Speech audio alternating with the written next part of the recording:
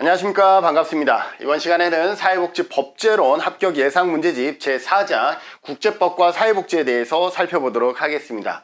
국제인권규약 A규약과 B규약이 있어요. A규약에는 경제, 사회, 문화적 권리에 관한 규약이라 그래서 사회권규약이라고 얘기를 합니다. 반면에 B규약 같은 경우는 우리가 자유권규약이다 라고 얘기를 합니다. 그래서 그 특징들을 우리가 살펴보시고, 만약에 여러분들이 공부를 한다 그러면 다양한 사회보장에 관한 선언들 있죠. ILO라든지 사회보장 최종 기준 조약이라든지 이러한 부분들, 그리고 아동 권리협약, 장애인 권리협약 이러한 내용들을 우리가 살펴보시고, 만약에 시험에 나온다 그러면 그나마 나올 수 있는 게 뭐냐면 ILO 사회보장 최종 기준 조약이라든지 아동 권리협약이라든지 사회보장협정, 국제인권규약 등에 관한 요 정도는 우리가 살펴봐도 좋지 않을까라고 생각이 되어집니다. 자, 그러면 몇 가지의 문제를 살펴보도록 하지요. 경제적, 사회적, 문화적 권리에 관한 국제인권규약 A규약에 포함되어 있는 권리가 아닌 것은 그랬는데, 국제인권규약 A규약에 포함되어 있는 내용이 뭐냐면 자결권, 스스로 결정할 수 있는 자결권, 그 다음에 노동권, 사회보장,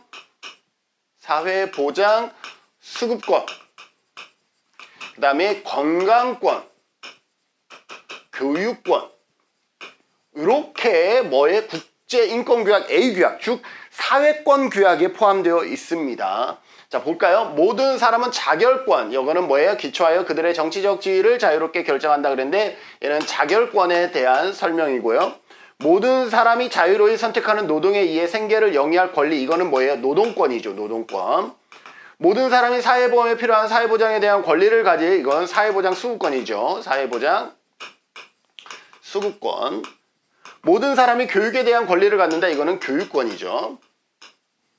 모든 시민적 정치적 권리를 향유함에서 남녀에게 동등한 권리를 확보한다 그랬는데, 시민은 이거는 뭐예요? 자유에 대한 얘기죠. 시민적 및 정치적 권리는 이거는 B규약이면서 아예 큰 틀에서 A규약과 B규약인데, B규약 즉 자유권 규약이다 라고 보시면 되겠습니다.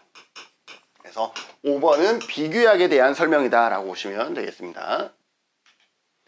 2번입니다. 사회보장협정에 대한 설명으로 옳지 않은 것은, 사회보장협정, 우리나라는 국민연금법에 사회보장협정에 대한 규정을 삽입하고 있고요. 그 다음에 사회보장협정을 우리가 국내법과 동일한 효력을 갖으려면 반드시 국회의 동의를 거쳐야 됩니다. 국회를 거쳐야 되는 것이죠. 그래서 봅시다. 옳지 않은 것. 국제법상 실질적 의미를 갖는 조약에 해당한다. 맞습니다. 그래서 사회보장협정도 국제법상 실질적인 의의를 갖는 조약이다라는 것. 협정을 체결한 국민이 양국간의 사회보험 제도에 이중가입하는 것을 방지한다. 사회보험제도, 공공부주는 보통 사회보장협정을 하지 않아요. 왜? 공공부주는 그 나라의 재산도 알아야 되기 때문에 우리가 수급권을 줄 것인가 말 것인가잖아요. 그 나라는 완전 잘 살아. 그런데 우리나라에 왔을 때에만 조금 열악하게 산다고 해서 우리가 공공부조를 지원해 줄 것인가, 이건 애매하잖아요. 그래서 공공부조는 보통 사회보장협정에서 잘 안 들어가고요. 보통 국민연금이 많이 들어가요. 국민연금에서 이중가입에 관한 문제, 그리고 사회보장 제도에 가입할 기간, 국민연금도 우리가 20년 이상 납입했을 때 완전 노령연금을 받는 것처럼 가입 기간을 어떻게 할 것이냐, 그 다음에 협정 상대국 국민에 대해 자국민과 동등한 대우를 한다. 맞습니다. 국회의 비준 동의를 거치지 않더라도 국내법과 동일한 효력을 발생한다? 아니죠. 반드시 국회의 비준 동의를 거쳐야 국내법과 동일한 효력을 갖게 됩니다. 그래서 옳지 않은 것은 몇 번? 5번이 되겠습니다. 반드시 국회의 비준을 거쳐야 된다라는 거죠. 우리나라가 체결한 사회보장협정에 대한 설명으로 옳지 않은 것은, 외교부 장관이 서명하면 효력이 발생한다? 아니죠. 아까 뭐라 그랬어요? 반드시 국회의 비준, 동의를 받아야 된다라고 했죠. 그래서 외교부 장관의 서명이 있더라도 국회의 비준을 거쳐야 됩니다. 그래서 서명하더라도 이후에 국회의 비준을 거쳐야만이 국내법과 같은 효력이 발생합니다. 옳지 않은 것은 1번이고요. 당사국 간의 효력을 발휘하는 양자조약이죠. 그죠? 쌍방 간에.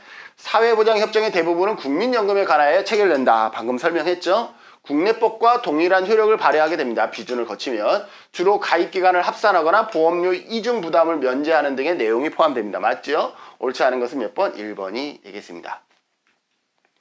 9번입니다. 사회보장 협정에 적용을 받은 법령은 협정 당사국의 사회보장 법령 체계에 따라 다소 차이가 있다. 우리나라는 일반적으로 어느 법률을 사회보장 협정의 대상으로 하는 경우가 많은가 라고 했는데 아까 뭐라 그랬어요? 우리나라는 국민연금법에 사회보장 협정에 관한 규정을 두고 있다라고 얘기를 했죠. 그래서 시험에 한번 나왔었어요. 어디에? 국민연금법이다 라고 보시면 되겠습니다. 자, 이상으로 사회복지법제론 4장 국제법과 사회복지는 간단하게 보겠습니다. 국제법과 사회복지에서 여러분들이 만약에 공부한다 그러면 뭐 A규약과 B규약 그리고 ILO 그 다음에 아동권리선언이라든지 뭐 이러한 협약, 아동권리협약이라든지 이러한 부분들 중심으로 해서 여러분들이 공부해 주시면 좋겠습니다. 이상 4장 문제풀이 마치고 5장 문제풀이에서 만나도록 하겠습니다. 수고하셨습니다.